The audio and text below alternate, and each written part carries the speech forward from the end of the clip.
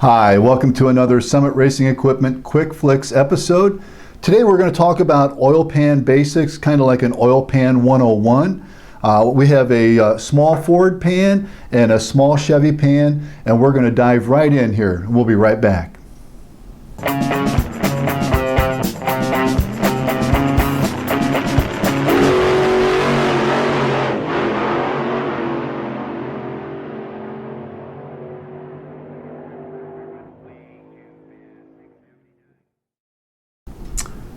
All right, so for today, we're going to talk about oil pans and the associated pieces and parts that go with oil pans. And in this video, we're going to cover something along the line of a factory rebuild, a mild performance build, something where you're not getting too crazy or just doing a freshen up. Here we have a small Chevy pan, a small Ford pan, this one being a Fox chassis pan, both of them basically factory. On both of these pans, I have a one-piece gasket laid in at the moment, okay? One-piece gaskets are really nice for a couple reasons. Obviously, they're one piece, so there's no interconnect to worry about between the pan rail gasket halves and the seals, okay? That's really important, really helps. Also, they are equipped with little inserts at the bolt holes that keep you from squishing or blowing out the gasket, which can happen and does happen with a multi-piece gasket set. They are more expensive. They are not available for every engine family yet. Okay, so one-piece gaskets, what you do is you just clean your pan rail on the pan itself with a mineral spirit or an alcohol. Non-residue is what you're shooting for.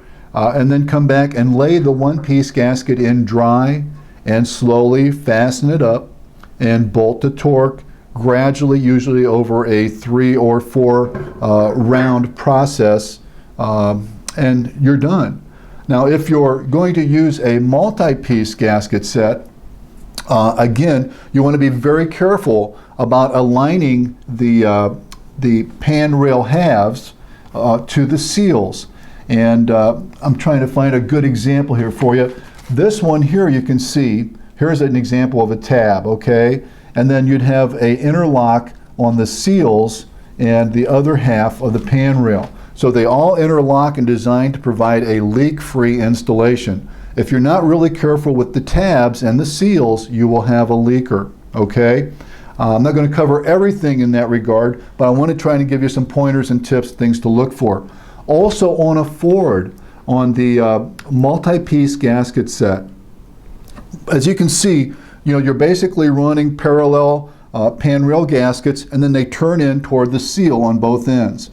On a small Ford, particularly, there is a right way and a wrong way to install your gasket half. Okay, so the front of the Ford pan has a 90-degree gasket end.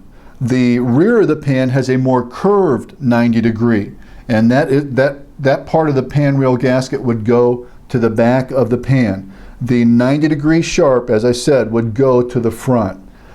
And we're going to talk about some of the hardware or the hard parts associated with the oil pan area, the oil system, and maybe a generality right up front, so a nice tidbit, something to consider.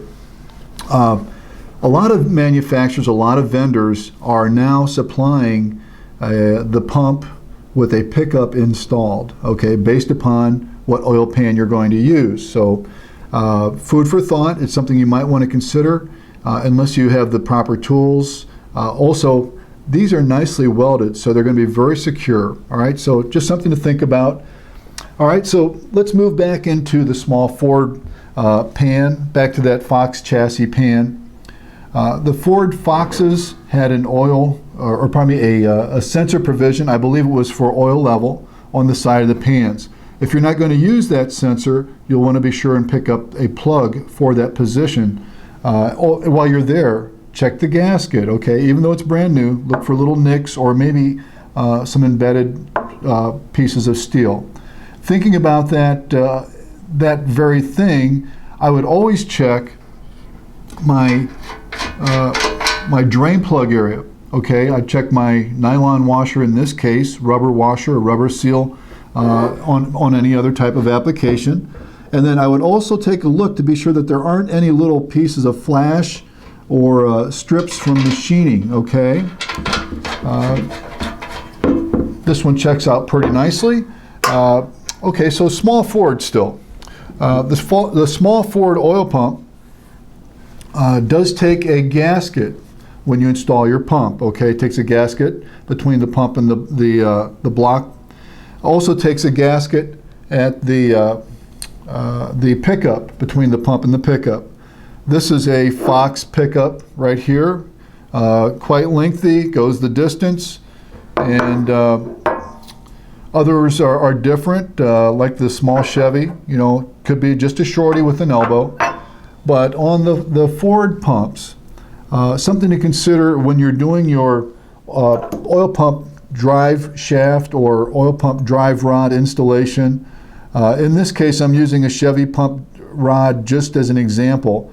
But the Ford has a Tinnerman collar up toward the top of the shaft, okay? So as you've installed your pump, when you get into that point where you've installed your pump, your gasket's in place, up toward the top of your shaft is this Tinnerman. Be sure that you slide it up toward the underside of that machined area where your shaft goes up and engages into the bottom of the distributor gear. Now you don't want it to touch that machined flat, but you do want to give it a little bit of a gap, maybe a 1/16 or 3/32 of an inch, okay? So a gasket, adjust your Tinnerman space on the oil pump drive shaft, and then small Chevy. Thinking about small Chev for a moment. In this case, Chevrolets are installed without a gasket. They're secured by 2 locating dowels. They secure the position, and then 1 single bolt. I'm going to work with a pump and pickup separately just for illustration here. Always install a new shaft no matter which way you're going, no matter what motor family. I like to see people avoid nylon on any part of the shaft. Try to go with steel if you can.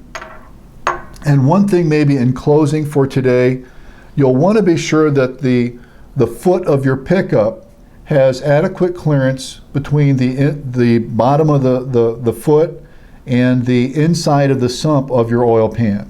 One way to do that, the way that I like, doesn't cost a lot, and usually you can get it readily, is to just take a 50-cent piece, a wafer size piece of modeling clay, make sure it's warm, make it like a 50-cent piece, and maybe like a ½ inch in thickness. Take it and put it in wax paper on both sides. And what you're going to do is, now if you'll have to come along with me, all right? So I've got my block upside down on the engine stand. My mains are up and my crank is up, and I've got my pump installed, okay? And it's sitting here in front of me. My pickup is installed to my pump, and it's just waiting there for the pan to be installed, okay? At that point, I take my little clearance device, my clay wrapped in wax paper, and lay it on my foot. I take my pan, flip it over with the gaskets, and I lay it down and just give it a gentle press so that the clay conforms to the distance between the inside of the sump and the bottom of my foot. Since I've wrapped it in wax paper, it should pull apart readily, and it will not deform the distance between my foot and the inside of my sump. And then just with a machinist rule, you can just do a little thin section, and hopefully you're in that 1/8 to 3/8 of an inch range. Some books will tell you 1/4 of an inch. I think you can go a little closer than 1/4. I generally recommend 1/8 to 3/8 of an inch for clearance. I think that's about as far as I'm going to go today with Oil Pan 101. I do plan on getting into more advanced oil systems and maybe some other domestic V8 oil systems down the road. If you'd like to post some comments, please do that down below. If you'd like to subscribe also, you can do that. And if you'd like to catch some more videos, they should be right here on the side. So hey, my name's Norm. Thanks for watching this episode of Summit Racing Quick Flicks.